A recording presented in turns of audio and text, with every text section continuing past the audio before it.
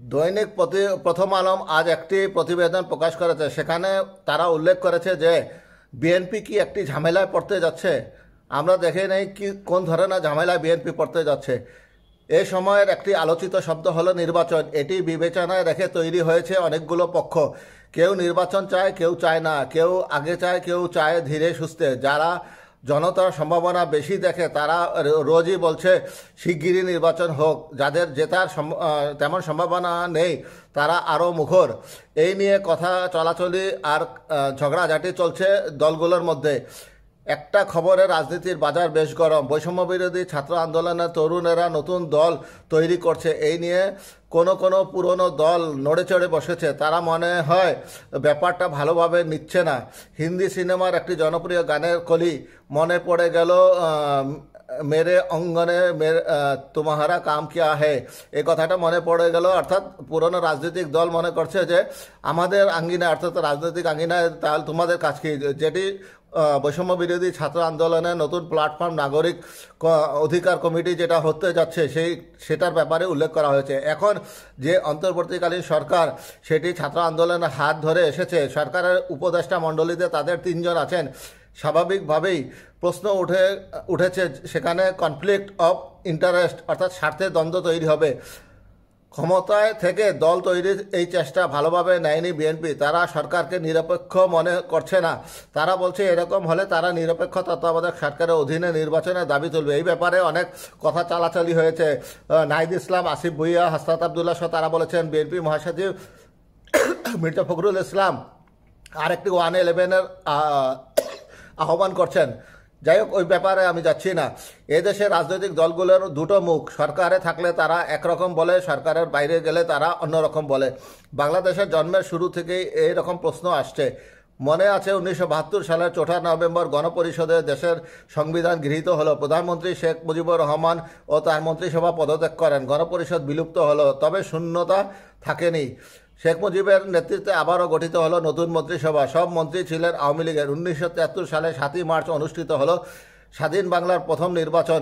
মন্ত্রীরা বহাল থেকে নির্বাচন করলেন।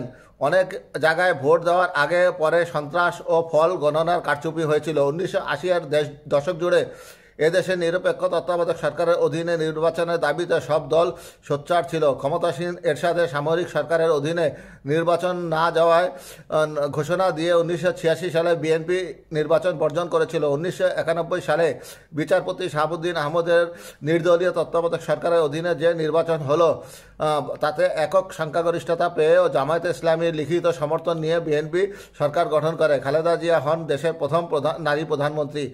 একই সঙ্গে তিনি ছিলেন এদেশের ইতিহাসে প্রথম অবাধ নিরপেক্ষ সুষ্ঠু নির্বাচনে জয়ী হওয়া প্রথম প্রধানমন্ত্রী। এটি বিএনপির জন্য পরম শ্রদ্ধার বিষয়। অথচ পরবর্তী নির্বাচনটি তারা নিরপেক্ষ সরকার অধীনে আয়োজনের বিরোধিতা করে। 1996 সালের ফেব্রুয়ারিতে একতরফা নির্বাচনের একটা খারাপ উদাহরণ তৈরি করেছিল। তাদের সেই সরকার 2 মাসের মতো টিকেছিল। তারা সংসদে তত্ত্বাবধায়ক সরকারের বিল আনতে বাধ্য হয়েছিল। নতুন করে আবার নির্বাচন হলে তাতে একক সংখ্যাগরিষ্ঠতা পেয়ে আওয়ামী লীগ সরকার গঠন করে জাতীয় পার্টি ও জাসদের রব সমর্থন নিয়ে। শেখ হাসিনা হন প্রধানমন্ত্রী। এভাবে চলছিল তত্ত্বাবধায়ক সরকারের অধীনে। 2001 সালের অবাধ নির্বাচন হলে বিএনপি ক্ষমতায় ফিরে আসে। একটা সময় লক্ষণীয়, দলীয় সরকারের অধীনে নির্বাচন না হলে একই দল বারবার নির্বাচনে জিততে পারে না। নিরপেক্ষ তত্ত্বাবধায়ক সরকারের অধীনে নির্বাচন হলে বিরোধী দলের জয়ের সম্ভাবনা বেশি থাকে।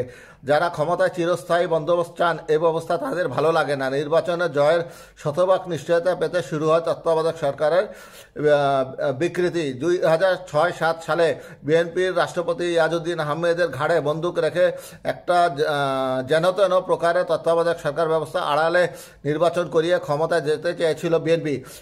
1/11-র কারণে সেটা সম্ভব হয়নি। সেই জন্য 1/11-র ভূত এখনও তাদের তাড়া করে বেড়ায়।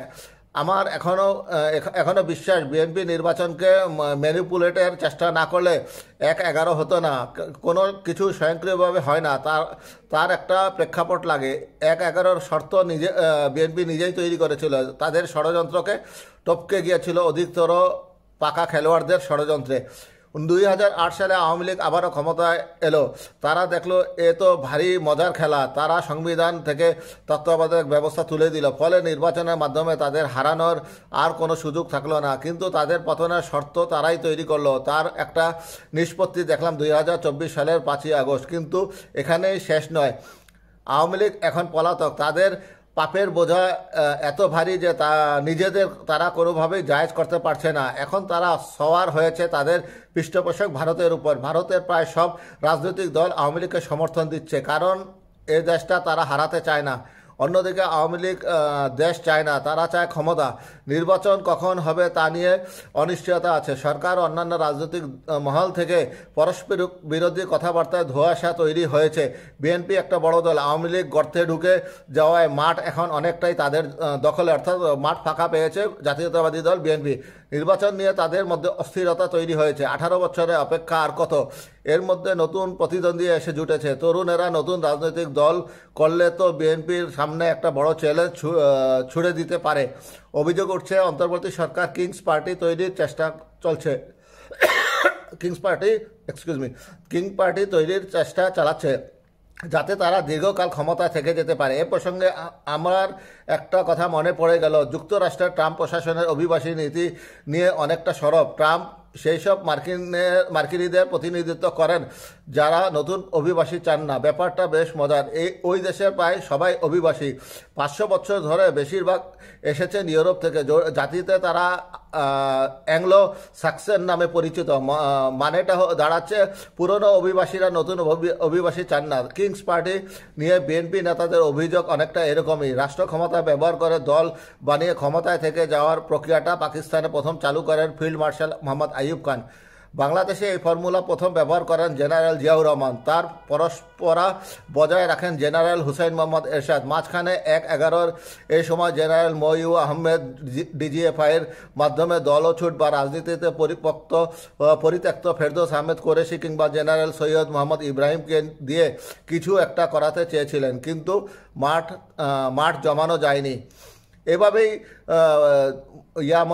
বিএনপি মনে করছে যে কিংস পার্টির মাধ্যমে নতুন একটি চ্যালেঞ্জিং রাজনৈতিক দল আসছে, তার কারণে তারা মরিয়া হয়েছে। রাজনীতিতে একটা রিলে রেসের মতো স্থানীয় পর্যায়ে আওয়ামী লীগের নেতৃত্বে যে দুর্বৃত্তায়ন হয়েছিল, আওয়ামী লীগাররা ভেঙে যাওয়াতে রেসের বাটন এখন বিএনপি লোকদের হাতে। মারামারি, জমি ব্যবসা, দখল, চাঁদাবাজি সামনে এসেছে।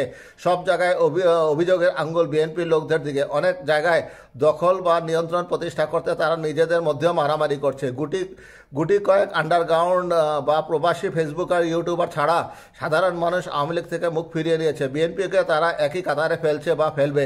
বিএনপির জন্য এটি একটি বড় সমস্যা হয়ে দেখা দিতে পারে। এর মধ্যে আবার নতুন এক উপদ্রব, তরুণদের রাজনৈতিক দল গঠনের পায়তারা। বিএনপি কি একটা ঝামেলায় পড়তে যাচ্ছে? এটাই জনগণের একটা প্রশ্নবোধক চিহ্ন।